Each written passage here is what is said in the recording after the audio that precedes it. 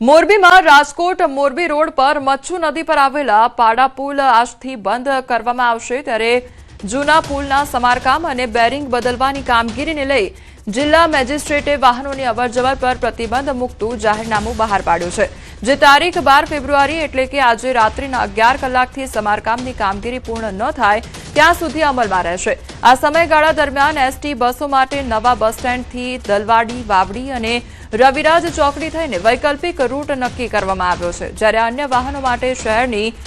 સામાકાંઠા જવા મયુર પુલ અને સામાકાંઠાથી શહેર તરફ આવવા બેઠા પુલનો ઉપયોગ કરવાની સૂચના આપવામાં આવી છે તો જાહેરનામાનો ભંગ કરનાર સામે કાર્યવાહી પણ કરવામાં આવશે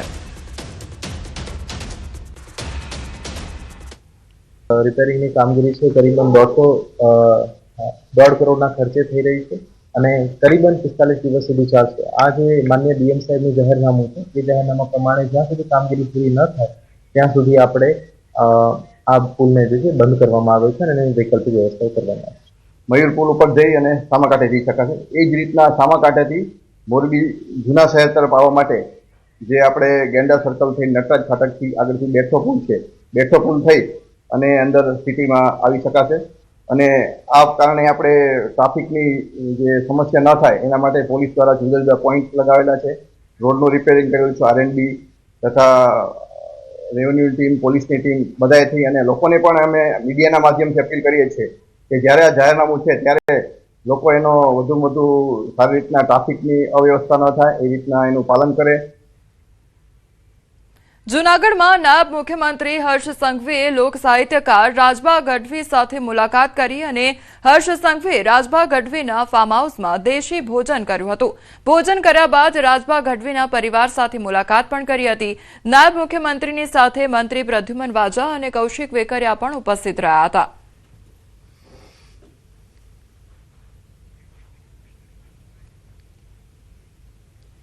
જગવિખ્યાત યાત્રાધામ વીરપુરમાં આજે સંત શ્રી જલારામ બાપાની 145મી પુણ્યતિથિ શ્રદ્ધાભેર ઉજવાઈ મહાવદ દશમીના દિવસે સમગ્ર વીરપુરના નાના મોટા વેપારીઓએ પોતાના રોજગાર ધંધા સ્વૈચ્છિક બંધ રાખીને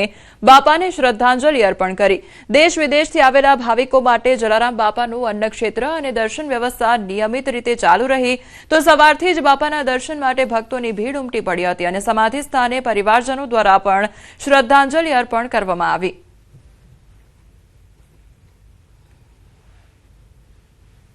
आज 145મી પુણ્યતિથિએ અમે અહીંયા આવ્યા દર્શન કરવા તો અમને દર્શન કરીને બહુ આનંદ થયો અને અહીંયા આવ્યા જોયું અમે તો આખું ગામ વેપારી નાના મોટા વેપારી બધા સંપીને બંધ રાખે છે કારણ કે બાપાને એટલી માન ઇજ્જત આપે છે બાપાને અને અહીંયા ભોજન પણ ફ્રી આપવામાં આવે છે કોઈ ફંડ ફાળો લેવામાં નથી આવતો બહુ મોટી વાત કહેવાય એટલે અમે આજુબાજુના ગામ સિટીમાંથી પણ દર્શન કરવા આવે છે આજે સમગ્ર વીરપુર વાસીઓ પોતાના ધંધા રોજગાર બંધ રાખી અને પૂજ્ય દાદાને શ્રદ્ધાંજલિ અર્પણ કરે છે અને આ મંદિરનું મહત્ત્વ એ છે કે વર્ષોથી કોઈ પણ પ્રકારનું દાન સ્વીકારવામાં આવતું નથી અને તેમ છતાં બપોર અને 2 ટાઈમ સાંજે બંને ટાઈમ મફતમાં ભોજનાલય ચાલુ પ્રસાદ આપે છે બધાને ભોજન સ્વરૂપે એ પણ એક મહત્ત્વની વસ્તુ છે અને બીજું કે દેશ વિદેશથી ખૂબ જ લોકો અહીંયા દર્શને આવે છે અને બાપાના દર્શન કરીને ધન્યતા અનુભવે છે દેને કો ટુકડાઓ લેને કા હરે કા નામ એવા પૂજ્ય સલારામસિંહ બાપુ વીરપુરમાં 145 પુણ્યતિથિઓ તેને લઈને ગ્રામજનો અને એસોસિએશન દ્વારા અત્યારે તે વીરપુરના અંદરમાં સતત બંધ રાખવામાં આવ્યું છે અને બાપાને શ્રદ્ધાંજલિ અર્પણ કરવામાં આવી છે આપણે પહેલાં સીધા દ્રશ્યો બતાવ્યું છે અત્યારે પોતાના રોજગાર ધંધા બંધ રાખી અને બાપાને શ્રદ્ધાંજલિ આપવામાં આવે છે દેશથી વિદેશથી લોકો આવતા હોય છે અને બાપાનું ધની અનુભવતા હોય છે આજે લાખો ભાવિકો દર્શન માટે પહોંચ્યા છે જલારામ બાપાની મુનાફાકારી ન્યૂઝીલેન્ડ ગુજરાતી વીરપુર વાવ થરાદના લાખણીમાં જસરામાં 15માં મેઘા અશ્વમેળાનું આયોજન કરવામાં આવ્યું છે ધ્વજારોહણ બાદ બુધવારથી અશ્વમેળો શરૂ થયો જે 5 દિવસ ચાલશે અને અલગ અલગ પ્રદેશના ઘોડાઓ આ મેળામાં ભાગ લઈ રહ્યા છે 5 દિવસના અશ્વમેળાને જોવા 5 લાખ